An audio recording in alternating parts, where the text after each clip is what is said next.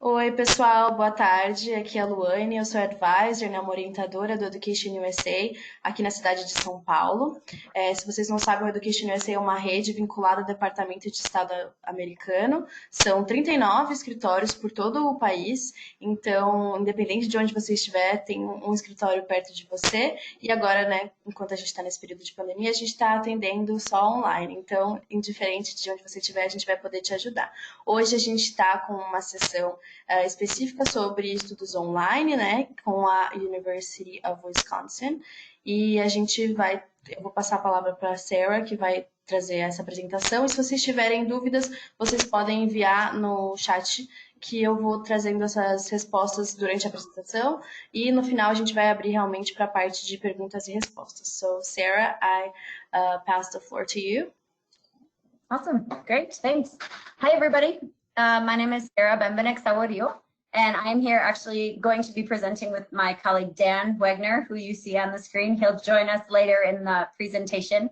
And we are at the University of Wisconsin-Madison, and we're really excited to have some time with you today to talk about, well, this kind of new situation, right, we've all been in over the last couple months, and hopefully be able to provide you with some kind of useful ideas and strategies for improving your study and time management skills, as well as kind of test taking and writing assessment skills, and hopefully getting a chance also to interact with you a bit over the next 30 to 45 minutes.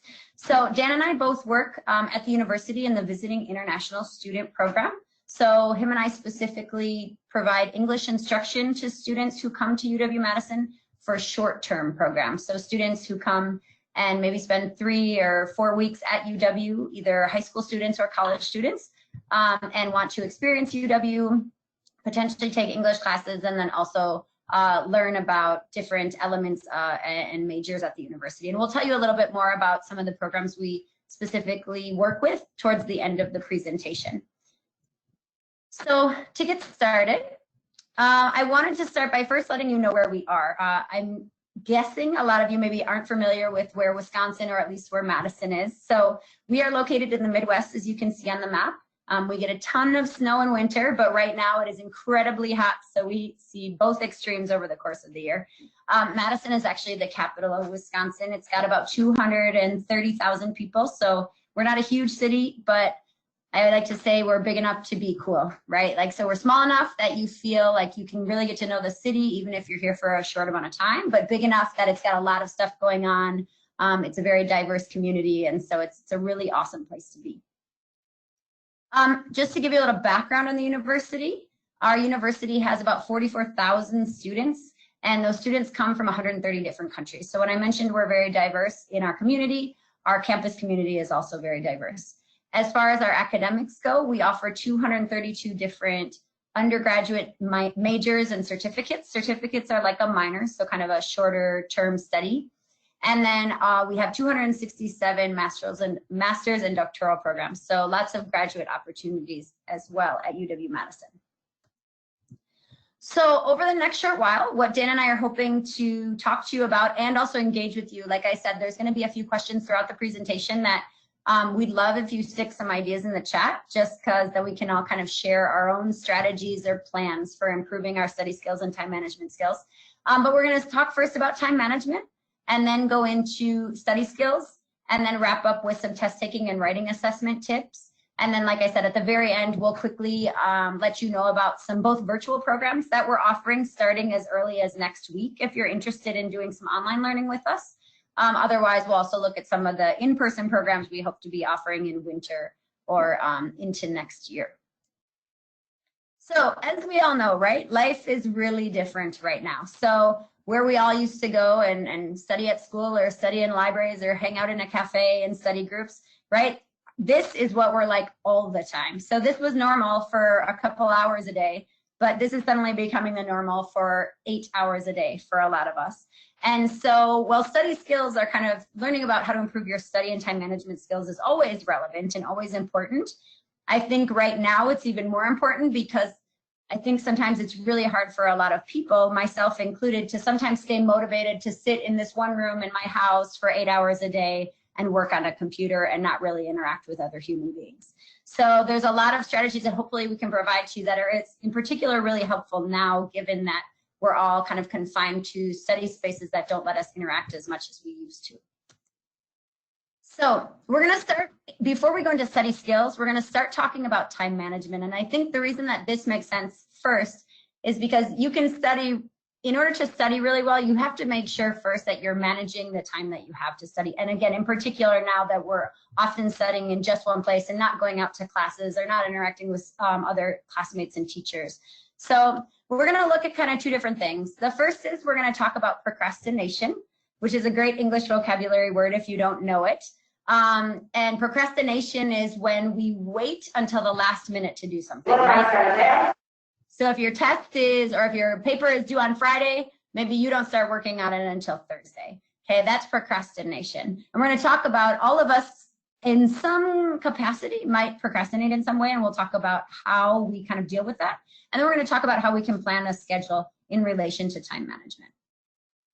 So actually, a colleague of ours, Dan and mine, just gave a presentation to us the other day, and she shared this quote at the start. And I think this is very, very fitting for talking about time management and procrastination. And it says, if you eat a live frog first thing in the morning, then nothing worse will happen to you throughout the day. And so what she means by this, or what this quote means, right, is that procrastination a lot of times comes from us not wanting to do the hard or boring or difficult tasks. And so we keep putting them off and off and off, which can lead to time management problems. And so if we do the hard things first, like eating a live frog, then things will get easier throughout the day because nothing's going to be worse than that. Okay? So let's first talk about procrastination. Like I mentioned, procrastination is when we put things off or we wait until later to get something done. And this can happen for a variety of reasons, right? And I was researching, there's some links at the bottom, but I was researching why it is that we procrastinate. And there's a ton of different reasons. The first is we might just not be good at kind of regulating ourselves, right? Controlling our time or motivating ourselves to get something done. We might be worried we're not going to do it right or not do it well. And so we just keep waiting. I personally have a task that I'm working on right now that I'm not very confident I can do well. And so I keep pushing it back, thinking, oh, I'll get to it, but it hasn't happened yet. We actively look for distractions, right? So sometimes we don't want to do a task, and so we look for other things that can kind of take our mind off the task. Another one, number 4, is very common, which is overcommitment. This might not be so relevant right now, given that a lot of us might actually kind of have more time than we're used to. But overcommitment, right, is when we commit to too many things, and then suddenly maybe one of the tasks that we have to get done, we keep pushing it back because we've got other things we keep taking on, or responsibilities that we have to take care of first. Number 5 might kind of go along with number 2, which is that you're not quite sure about what exactly you have to do or what the expectation is for any given job or task. And so if you're someone who deals with this as a reason for procrastination, you know, being able to understand the task is going to be something that's important for you. And then number 6, which I thought was very interesting, is that some people procrastinate because they're more focused on their emotions and how they feel now, and they don't take into consideration how they're going to feel in the future. And what this means is, let's say I have a big report I have to give to my boss next week, okay? I think about now how maybe it's overwhelming and I don't feel like I'm ready to give it to her. I'm a little nervous about preparing the presentation. So I think now about how it's too stressful for me to work on the presentation. And I don't think about how next week, if I have to give it to her and I'm not prepared, how horrible it's going to be then. Or how if I'm finished and I start it now and do a good job now and review it, then next week when I give her the presentation, I'll feel very confident and better. So we tend to focus sometimes more on the present and not think about the future. And that's a good excuse for us to procrastinate too.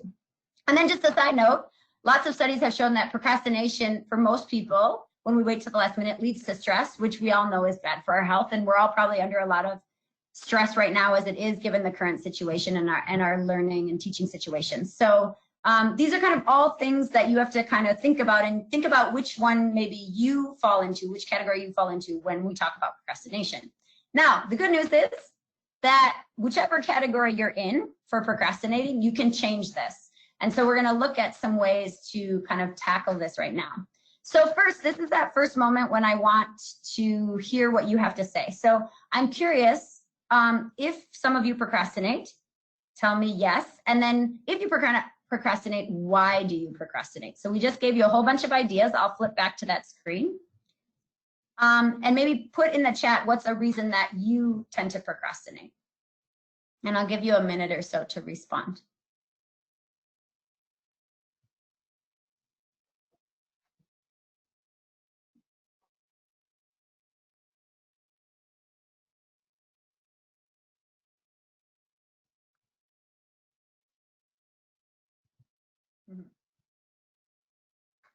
I think that's probably a very common one, right? Low self-confidence. Good.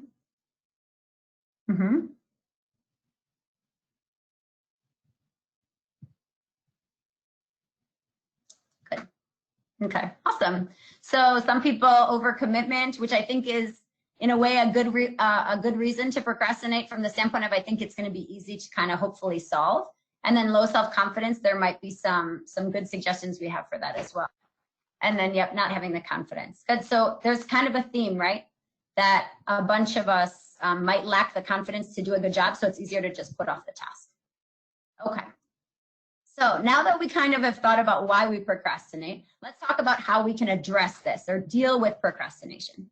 So the first one kind of goes at that last bullet point I talked about on the last slide, which is think about how you'll feel in the future, right? So this could be twofold. The first is that you could actually visualize yourself being really happy and successful because you finished your task on time and maybe you even finished it early, so you have time to think about and review before maybe you submit it or before you present it or before you give it to your instructor. So visualize yourself doing well in the future, and maybe that kind of feeling of will build the confidence that you need to work on it now. That's one idea. A second idea is also maybe visualizing how you'll feel if you don't do it now and maybe take the appropriate time you need to get it done, how you'll end up feeling when it comes to time to turn it in and you suddenly feel like you didn't do it as well as you should have, or you feel like you weren't prepared. So kind of imagine yourself in the future and have that be your motivator. Number two is a bunch of little things that you can do. So the first is make it meaningful. And what we mean by that, or what that means, is that when you're doing a task, think about why you're doing it. And maybe that'll be motivating for you in and of itself, right? So if you feel like you're doing a bunch of things, in particular, if you're at your desk all day long, just going through your list, it can sometimes feel like you're doing things just to do things because you're not actually interacting with people. You're not going to a class to show what you've learned. And so by giving yourself like an understanding of why you're doing task A or task B or essay C or test D, it'll help you to feel like it's worth your time and motivate you to do it. Number two, or letter B, is break it into small parts. So I think it's in particular if you have trouble with feeling like you have low confidence to get the job done well, maybe trying to break it into smaller parts so that you can feel like you have small successes rather than looking at the big picture and saying, oh, I need to write this 5-page essay. Maybe let's break it into, let's work on the introduction today, or let's work on the first body paragraph today. And by doing that, you can feel, one, like you're tackling smaller pieces. Maybe you can also look at that as the way to kind of review that one piece and feel good about it before you have to move on to the next part of the essay. And so that could potentially help you build the confidence that you need to tackle the entire essay piece by piece.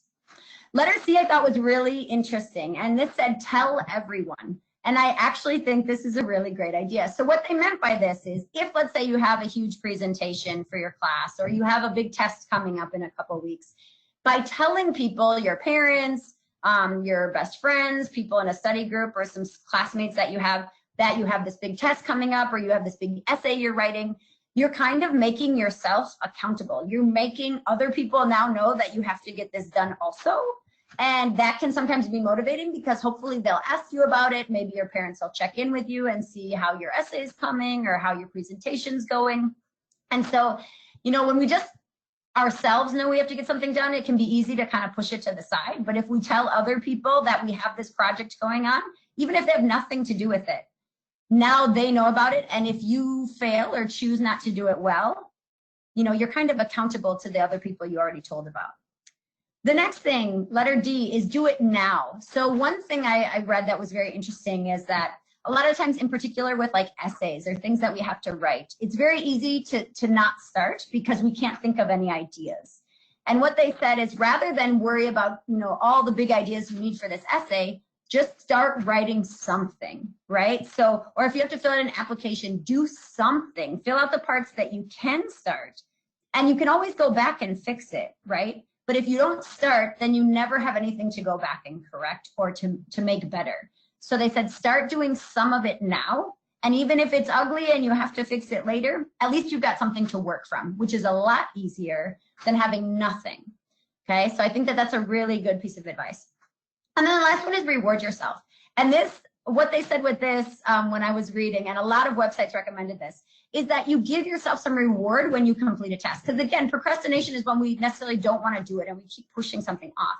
So this is the idea that you give yourself some sort of reward when you finally get something done. So if you finish your introduction to your essay, which you know was going to be really hard and really stressful for you, then reward yourself. And they say you have to make sure the reward is something you wouldn't normally get anyways, right? Because if you know you're going to, have a chat with your best friend tonight, maybe make sure that you would really take that away from yourself. And so then it suddenly becomes a reward if you finish your homework on time, for example. So find things that could be rewarding, or maybe you say, you know what, once I get this essay chunk done, I'm going to stop, I'm going to take a break, and I'm going to go for a walk, or I'm going to, do yoga, or whatever it is that you like to do for a few minutes or a half hour, just to reward yourself for getting that first step done. All right, so next, moving on to planning your schedule. So now that we've talked about kind of what procrastination is and how we can go about dealing with it, now that it's kind of moving forward to how do we make that plan to make sure we get our stuff done. And so the first thing, and it's pretty obvious, right? But make sure you have a master calendar. So a master calendar is going to include all the big things that you have going on, not just the things for today, not just the things for this week, but maybe this whole semester, right? If you're still in school, or like for me at work, it's going to be big projects I have coming up in the next couple of months. Okay. And then what you do is once you put all these items on the next couple of months of your schedule, you work backwards. So if I know I'm a student and I know that I have a final exam in a month, okay, I'm going to work backwards and actually write in the time slots that I need to study. And so that way I'm able to visualize the end goal, which is my test, and then make sure that I have enough study time between this moment and when I take the test a month from now. Okay. And another thing that they recommended is make sure that you recheck the time that you actually need. So maybe a test is easy because you're just studying, but if there's an essay and you say, okay, this essay is going to take me 5 hours, okay, make sure it's going to take you 5 hours. Don't make the time shorter just because you hate writing essays and you don't want to spend more than 5 hours. If you think it's going to really take you, if you think it's going to take you 5 hours, maybe add 6 in your schedule, because there's going to be times where you get a little distracted or you run out, you get writer's block and you can't think of what to write. So make sure you know exactly and plan for the appropriate amount of time. Don't just put in the time that you want to be working on it, but the time it'll actually need. Okay. Make a daily task list. So now that you have this big calendar with all these big events on it, and you've worked back and scheduled in specific time slots for all of your tasks, then they say each day, right, make a daily task list. So say I need to get A, B, C, and D done every single day. Before, when you sit down at your desk, write that list and work through it. Okay. The next thing is make sure that you're working when you're most productive and you work in small chunks. So nobody is used to sitting for 8 hours a day at their desk on their computer.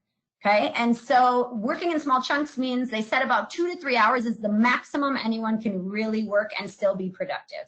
So try to make your work chunks no more than 2 to 3 hours, and then take a little break and then maybe another 2 to 3 hours, and make sure you do it when you're productive, right? That's kind of one of the beauties of this, where we're all working from home, is that now you don't necessarily have to do your work, you know, between typical daytime hours. If you're a night person, do it at night. If you're an early morning person, get up and do it early in the morning. Do it when it's going to be the most effective for you. Plan for distractions. So this kind of goes into letter 2A, which is that you need to know that there's going to be times when you get distracted, and make sure that you plan that into your schedule. Not that you're going to say, I'm going to be distracted for 30 minutes today, but know that if a task is supposed to take 3 hours, give it 3 hours and 3.5 hours, because you might have some distractions or times when you're not focused.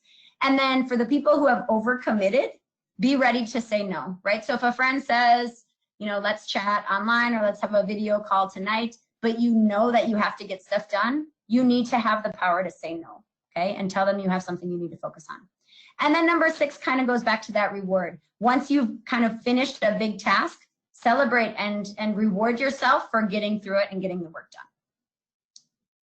All right, so I want to hear some of your ideas. We're all different, but I'd love to hear what you have to say about number 1, if you accomplish something, what would be a way that you could celebrate, given that we're all in this unique situation of quasi-quarantine in a lot of places? How could you celebrate now if you got something done that was a big kind of task for you?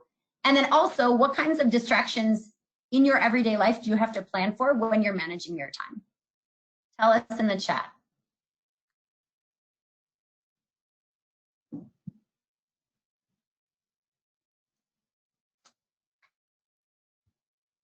That's a good idea.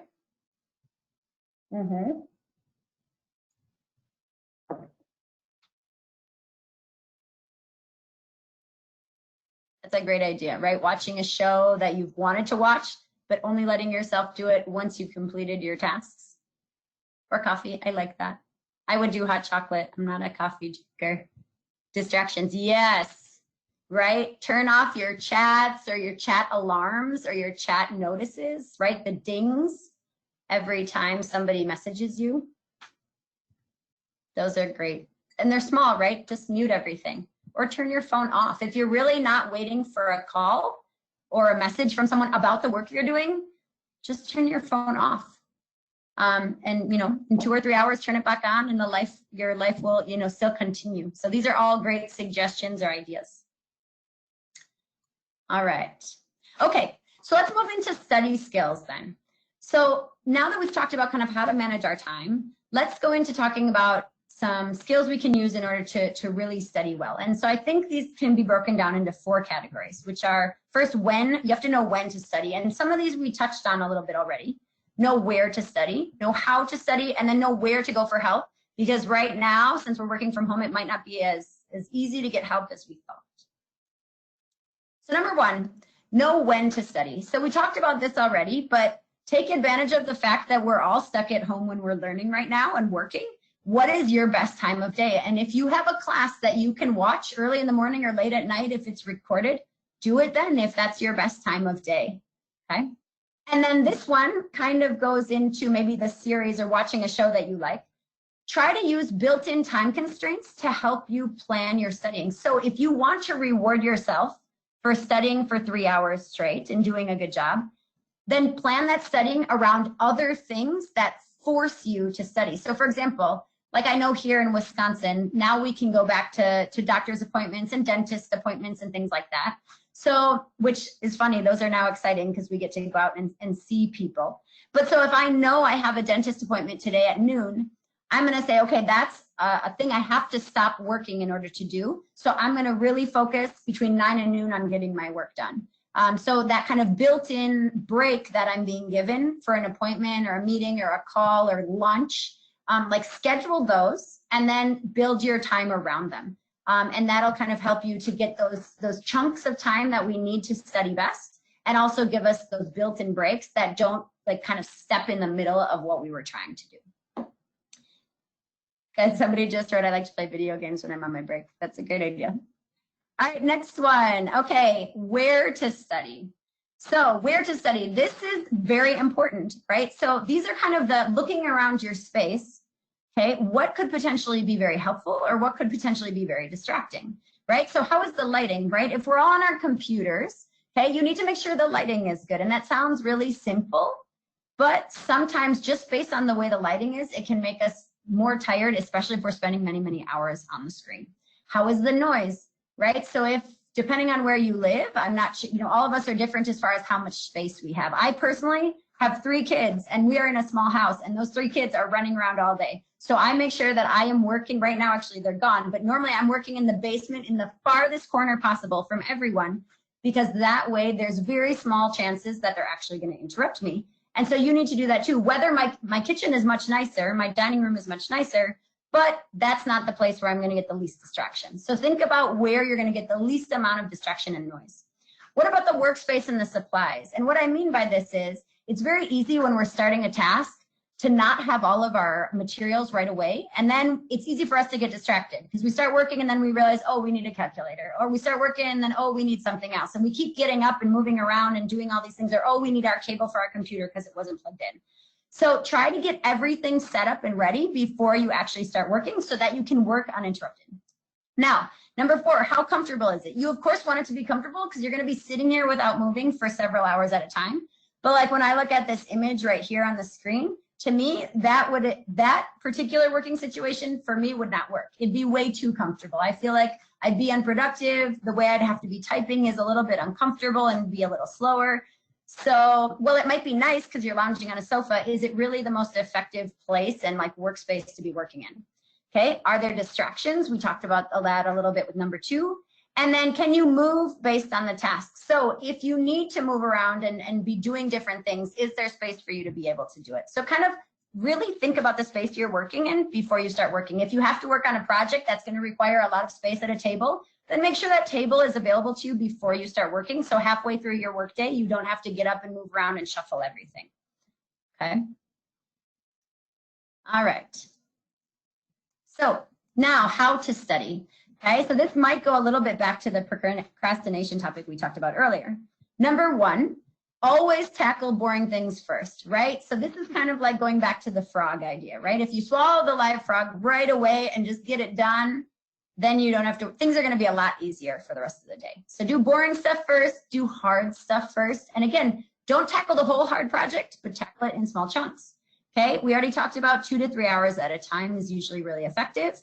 And make sure you have a plan with your housemates. So what I mean by this is if you live with roommates or your family or siblings, right, brothers and sisters or other people that are making noise, make sure that they know when your study chunks are so that they can also be respectful of like the noise level they're making, right? Because maybe in particular, if you have roommates or housemates, they might be wanting to watch a show while you're doing homework and suddenly it's, or practicing an instrument while you're trying to do homework and it's very distracting to you. So maybe sit down and chart out with the people you live with. This is when I need things to be really quiet. This is when there might be, you know, some freedom to make some noise, just so that that isn't becoming a distraction for you. Same with visitors. I know a lot of us probably aren't getting a lot of visitors right now, but if there are visitors, make sure that those two aren't kind of interrupting your study slots. And then same with things like meals and other plans, right? Have a plan so that if you need to be in the kitchen or in a common space doing some work at a certain time and other people are trying to cook or eat or whatever, that things aren't distracting. So basically just have a plan with the people that you work with so that you know when it is that they might be disruptive, and then you can plan accordingly, and they know when they can't be disruptive to you so that you can get your work done. All right, and then know where to go for help. So now this is actually really interesting because we're working online. It might not be as easy to think about where we could go for real live help when we need something when we're studying. So the first is, what about forming study groups? And some teachers might actually take it upon themselves to help students set these up.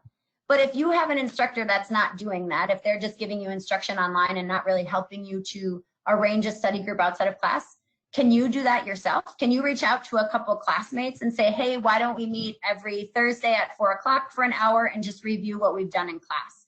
Okay, and do it virtually. Office hours, I know here at the university, many professors are still, of course, holding office hours virtually. So think about collecting, if you have questions and maybe you didn't used to go to office hours, take advantage of them now. Okay, so collect questions throughout the week of things you've been working on that you don't understand, and then visit those virtual office hours and ask your questions, and just be organized so you get to use them wisely. And then yourself, right? So ultimately, we can give you all these great tips and there can be tips online, but if you don't kind of keep control of yourself and manage yourself, nothing productive will happen. So number one, if you find yourself wasting time, like if you know you're working on an essay and you all of a sudden realize you've been looking at the wall for 15 minutes, like check in with yourself. What's going on? Is it that you're stuck? Then maybe, like I said, go back to that point we mentioned earlier where you just start to write anything. Don't worry about what it is, but just put something on paper so you can edit it later. Or maybe take a 5-minute break, okay? And rather than sit there for 20 minutes and waste your time staring at the wall, take a break or transition to something else and come back. But plan to come back, right? Don't procrastinate. And then also, this I think what is really important to consider, check in on what requires perfection. What they mean by this is if you're working on something and you feel like you're getting stuck and you need help because you feel like you just can't get it perfect, make sure that it's something that has to be perfect. A lot of times, in particular, now that we're doing virtual work and learning, perfection isn't a requirement, right? And so if you're wasting a lot of your energy and brain space and trying to make something perfect, maybe it doesn't require perfection and you can actually move on because you've done it well enough. So kind of keep that in mind and make sure that you know what the expectation is, and that if you're wasting time, that you kind of check in with yourself and figure out how to get back on track. So this is the last reflection before we move into the next section, but what is one thing, you've heard a lot of suggestions, what is one thing that you guys think you could do right now after this webinar to improve your study habits?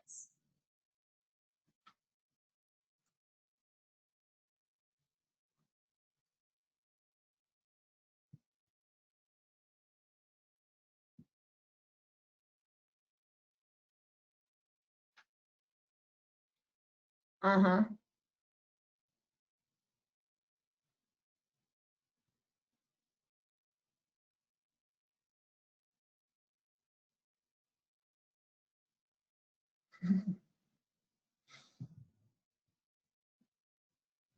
I feel like the comment about looking at walls, that's when it's really good to have a list, so that if you're getting distracted, you can go right back to your list and say, this is what I need to be working on.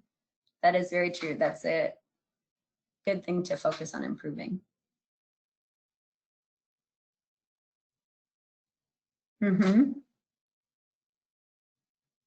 That's a great suggestion. If you find yourself just kind of staring into space and not focusing, maybe what that should tell you is your strategy isn't working and you need to think of a different strategy. If you're trying to write something and the strategy you have doesn't work, then catching yourself doing nothing is a good time to say, okay, wait, I need to try a different strategy. That's a great idea.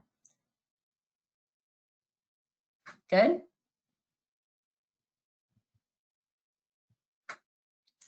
All right. Good. These are all good suggestions. And the hope is just that with having you respond in the chat, that it's easy to watch a webinar and say, yeah, these are good ideas. And then the webinar ends and we don't do anything different. I've done that many times. And so the hope is that even if you can take one of these suggestions and put it into place starting tomorrow when you study, maybe that, will help you move in the right direction with your studies. So, all right. So we're going to move into our last section, which is test taking and writing assessment. I'll first introduce just some general suggestions for test taking techniques, in particular online, and then Dan will move in a little bit into some specific suggestions. So starting out with general test taking, okay, in particular now that we all have to be potentially taking tests from home, here are some kind of good strategies to take in order to prepare for those tests we might have to be taking. So the first is, and again, a lot of these are connected to study skills, right? So try to study through a variety of methods. In particular, right now, when we're isolated at home and we don't have study groups and we don't have a professor or a teaching assistant to help us, still try to find ways to interact with other people so you can have different ways to review. So reviewing by yourself is great, but can you reach out and try to put together a virtual group that reviews once a week or a couple days a week during the week of the test? Can you go to those virtual office hours and ask those questions that you might have before the test? So try to not just review on your own, because that's the easy way to do it right now because we're all at home. Try to find a couple different ways to review the material, be them with the professor, be them with a group, or again by yourself, to make sure you really understand. Number two is prepare strategies for test anxiety. And again, these apply whether you're taking the test in person or by yourself at home. But right, it can be very anxiety inducing. It can make us anxious when we need to take a test and the test starts. So what this is suggesting is that have some ideas of how to deal with your kind of feelings when you're in the test and you're suddenly feeling stressed. And a very simple example is, if you're feeling stressed in the middle of a test and you feel like your mind goes blank or you suddenly can't think of the answers that you know, take a moment and just like breathe deeply, for example, or count backwards from 15 in your head. Okay, just do something, and there are many strategies you can find online to just calm yourself down. Rather than just staring at the question and being confused or being concerned that you don't know the answer, take a 15-second pause and do something to kind of calm yourself down. So again, deep breaths, counting, something as simple as that can really help you refocus, okay? When you get the test, electronic or paper, survey it as much as you can, which means look through it really quickly, see if there's sections that maybe are going to take you a longer time than normal because maybe they're harder or they involve a writing component, and just so you know kind of what's coming and you can manage your time accordingly. Okay, also if there's a section that you know is going to be really easy, maybe sometimes tackling those first is great because then it's done and it's out of the way. So kind of look at the test first. Then jot down important information. Now, if we're at home, of course, we can just do that in a notebook if that's possible. Otherwise, in person, you could jot those down on the actual test. But if there's formulas or certain things that you had to kind of memorize and will use throughout the test, write those down right away so you don't forget them. And so you don't have to worry about remembering them when you're answering the questions because they're just written there kind of as a cheat sheet for you. Make sure you read instructions carefully, okay? Like I said, I have children and I cannot tell you how many times I've seen them taking online tests in the last couple weeks and they don't read the instructions, okay? And then either they get confused because they're trying to answer the question and they don't actually know what they're supposed to be doing and it takes more time and then of course it's stressful. But also then you could potentially answer it just wrong because you failed to read what you were supposed to be doing. And then manage your time, and that goes along with number 3. So make sure you know what the test looks like and how to manage your time appropriately. All right, so now let's transition into taking tests from home. Okay, the last slide talked about just in general some good strategies, but when you're at home, just a few really obvious things to take care of before you start your test. Number 1, of course, check your computer. We all know, right? Giving webinars, there's usually always something that goes wrong at some point. So make sure you check your computer, the testing platform, make sure it wasn't something you had to download first. Plan on technical problems. Think of any technical problems that might happen, like close all these other screens you have so that things don't slow you down. And prepare for screenshots. What this means is that, let's say you're in the middle of a test and your computer freezes or something like that. Be ready to take a screenshot so that you can potentially show to your instructor, like, this is what happened, this is where I got, and then my computer crashed or whatever the case may be, or it froze. Number 2, again, goes back to those study skills. Minimize your distractions and prepare your workspace. So make sure you have the space ready to go before you start the test. So have space available, maybe have a blank sheet of paper and a pencil so you can do some work on the side if you need to. Talk to your roommates and housemates about being quiet during your test. Turn your phone off, you're not gonna need it. And then make sure that you don't have any distractions around you. Number 3, I thought was really interesting, create a positive learning goal. What this means is sometimes tests are always stressful, but if they're online, because there's a whole nother level of things that could go wrong with technology and nobody around to necessarily help us, it's always easy to kind of be stressed out. And so they said, think about a positive learning goal, like what you are hoping to achieve, and that way you can start out feeling confident. So like, I'm going to finish this test in the next hour and a half, and I envision that I'm going to get, a 90%. I'm going to do really great. And just even by like having that mental success thought in your mind can be really helpful to helping you start confidently. Again, manage your time, so make sure you're keeping track of the time. And then don't forget to submit it. Depending on the format of the test, I know sometimes you can do the whole test, you close the screen, and if you didn't hit the little submit button, don't register what you did. So make sure you submit your test. Okay, so now I'm going to pass it on to Dan, and he's going to talk to you a little bit about some possible ideas for writing assessments. Excellent, thank you, Sarah. So so if you're intending on ever coming to the United States to study, or again, if you are in a position where you need to write an essay in English, especially with regards to the IELTS and TOEFL tests that some of you might be taking in the future. And again, fortunately, as far as preparing for the IELTS and TOEFL test, the style of writing offered in those 2 tests is very much a representation of the type of writing that you will have to do if you go to the United States to study, or again, going into higher education. So as far as the test goes, and as far as the different types of writing assignments go, what's really nice is that the topics that they talk about tend to be very universal. They always kind of touch on this PPT here that has a list of topics.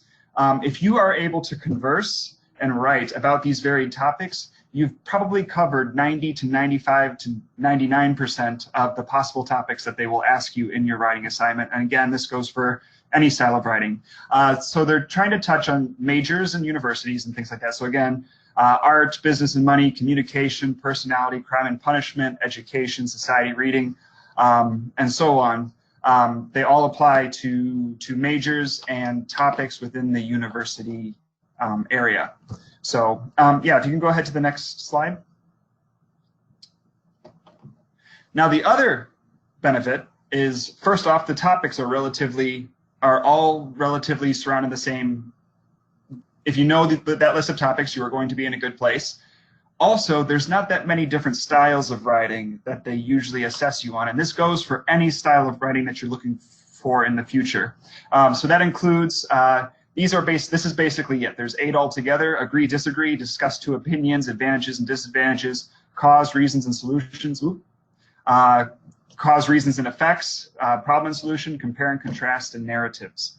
So again, if you're able to write an essay for each one of these topics, you are preparing yourself and you'll be in a good spot for if you decide to take the IELTS test, take the TOEFL test, or again, apply to a US university and do the writing assessment for that university. So take a few minutes now, because I'm going to give you a little test in this next slide. Go ahead, you can go to the next one. So I showed you the topics, and I showed you the different types of questions. And again, there's no wrong answer in this situation, but I would like you to do is I would like you to read, I'll read the prompt, but then tell me what type of question it is. What type of question it is and what is the topic. So some people believe the aim of university education is to help graduates get better jobs. Others believe there are much wider benefits of university education for both individuals and society. Discuss both views and give your opinion. Now, what is this topic? And Sarah, you may be able to see some of the responses that we haven't seen. So if you could let me know if anybody pops up. So what is the topic?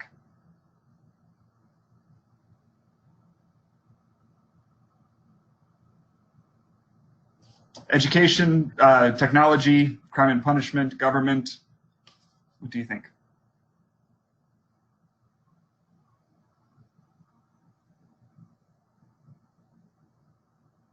Education, yes. So yeah, we got education. Now, what kind of paper is this? Is this problem and solution? Opinion?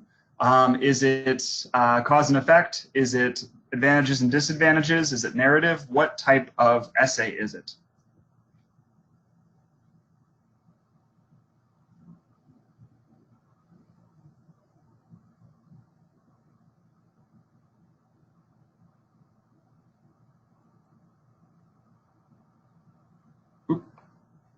Sorry about that. Opinion, yes. Yeah, so we have an opinion essay. And again, if you were writing this paper and you saw this question and you only wrote about your opinion, would that be correct? Yes or no?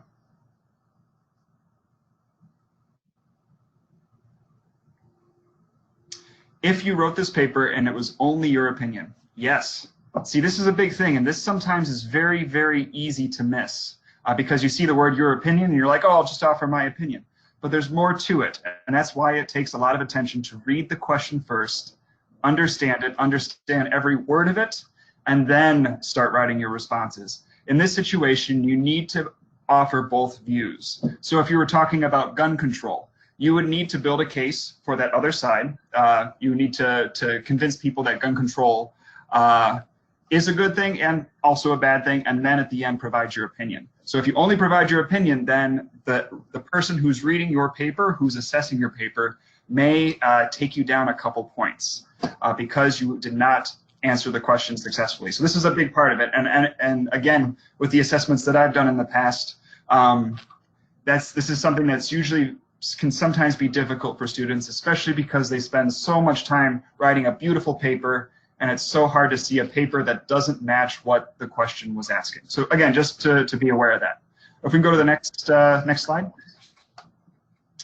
Now, there's a couple things that assessors always look for. And, you know, again, within the United States education system with IELTS and TOEFL tests, there's a standard organization that everybody uses. And again, you can agree or disagree with it, or, you know, you may think there's a better way to write. Unfortunately, the people who are assessing your writing are always going to look for the same types of things.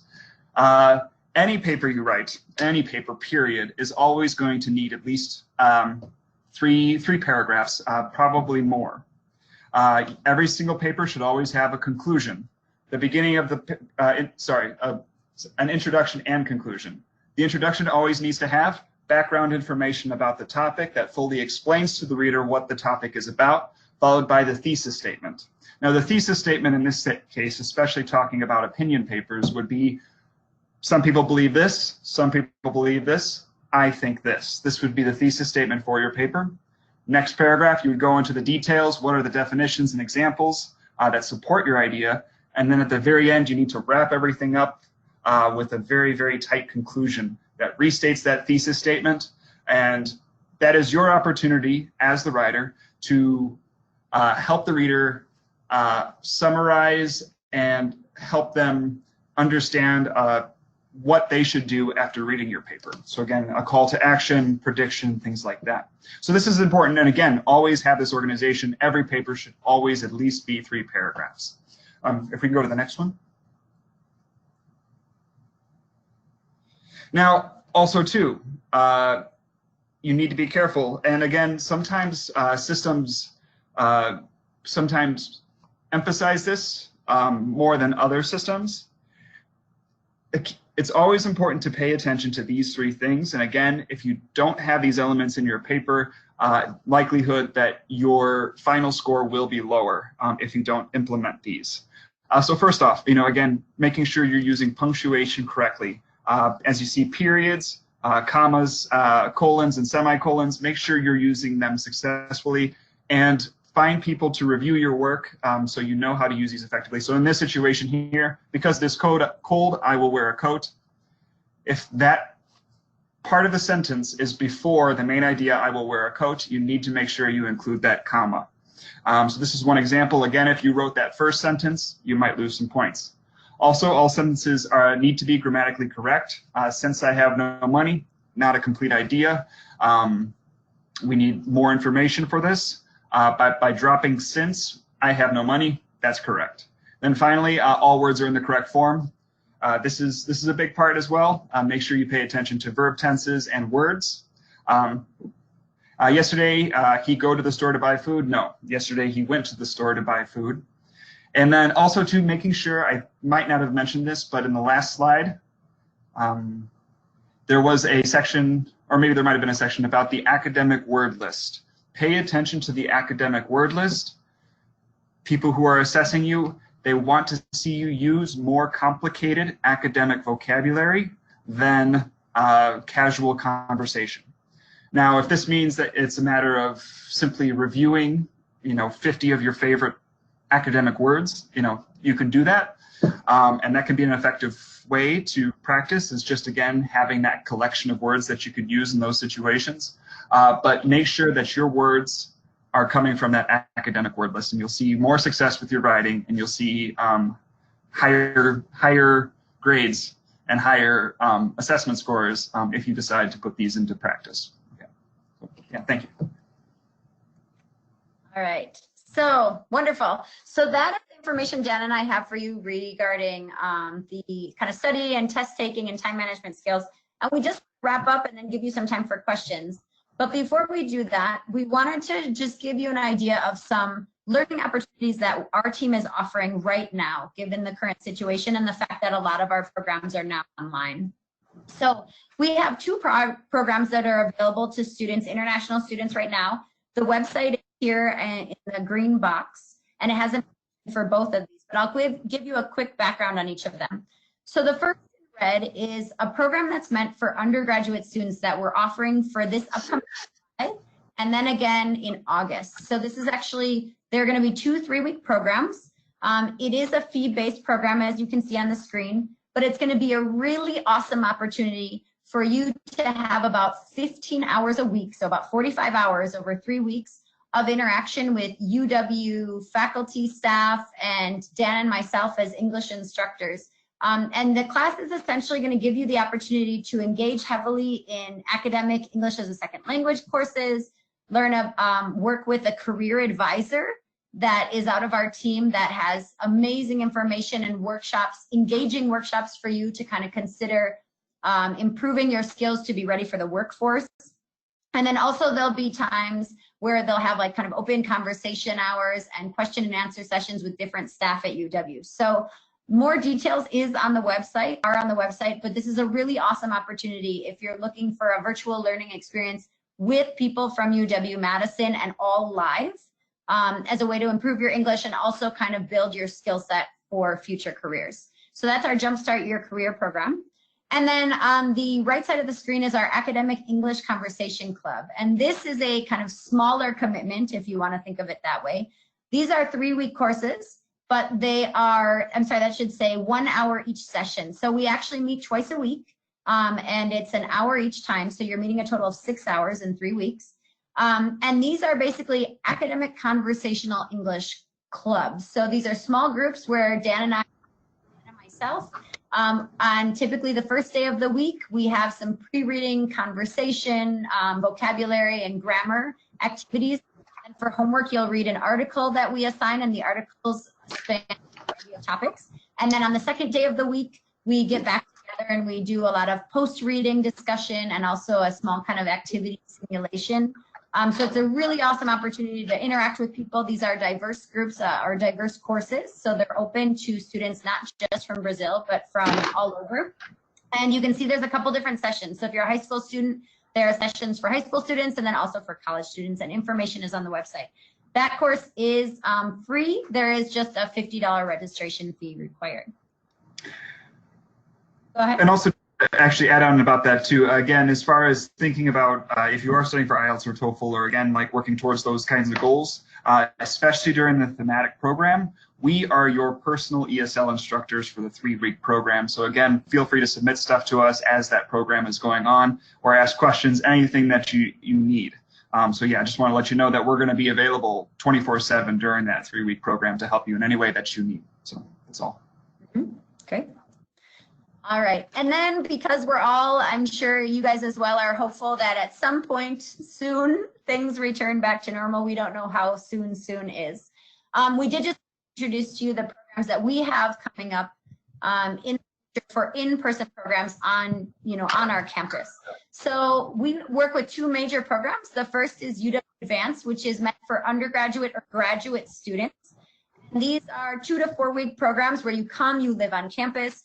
There's an English language component every single day, and then there's also a thematic component. So, for example, we have a program typically in January under big data, and so in the mornings you're working with Dan and I as your English instructors, and then in the afternoon you're interacting with different faculty and student organizations who all deal with data science. And they're really awesome opportunities to get to know the campus, get to know the the community, and then also get to meet people from around the world and just American students studying here and experience kind of life on a U.S. campus. So those updates will be on our website, as you can see at the link on the screen. And then if you're a high school student, go ahead. Oh, we did get it. We just did get a question. I'll let you finish, and then we'll go into questions. All right, and then the EducationUSA Academy is meant for high school students. So if you're a high school student, or if you have a sibling who might be interested in spending 3 weeks on campus in the summer in July, this is an awesome program. This is actually a photo from our group last summer. They were students from 9 different countries, and they come together for 3 weeks and work on the theme of entrepreneurship and sustainability and design. And it's a very project-based, hands-on opportunity to live on campus and meet people from all over the world and engage with thousands of other students who are also here for summer programs, and really get to experience the Midwest and campus and learn about how, if you were interested in coming to the U.S. for sort of higher education, this would be a great opportunity to kind of experience that and ask some questions.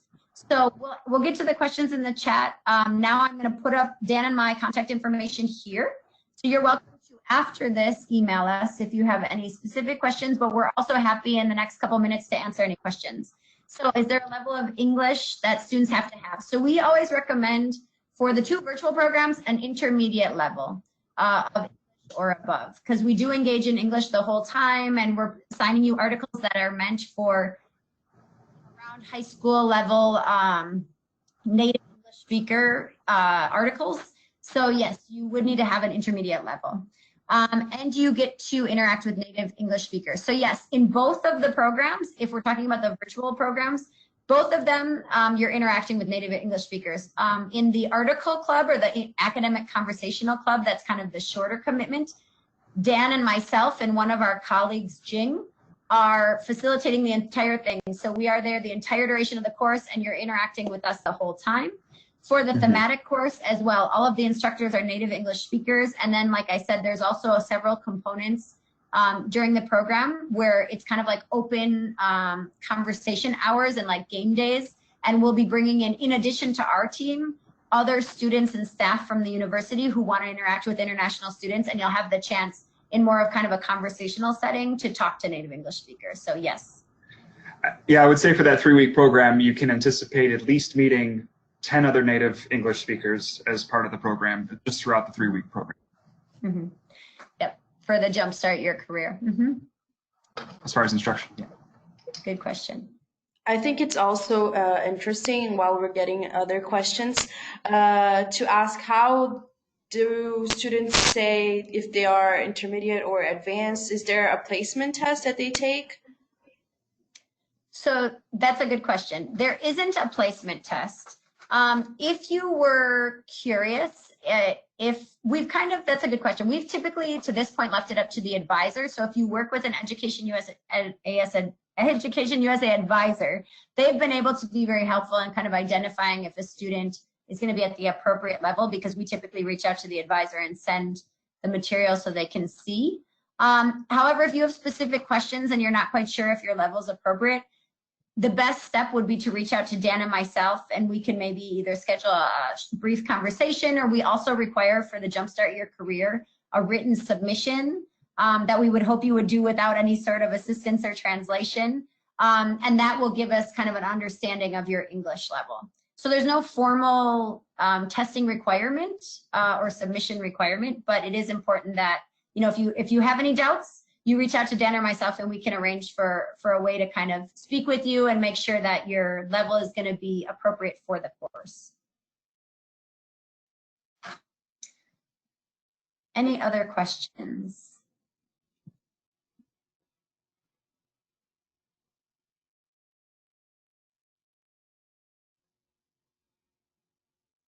Se vocês quiserem enviar as perguntas em português, eu também posso traduzir para a Sarah. Fiquem à vontade para usar o espaço do chat.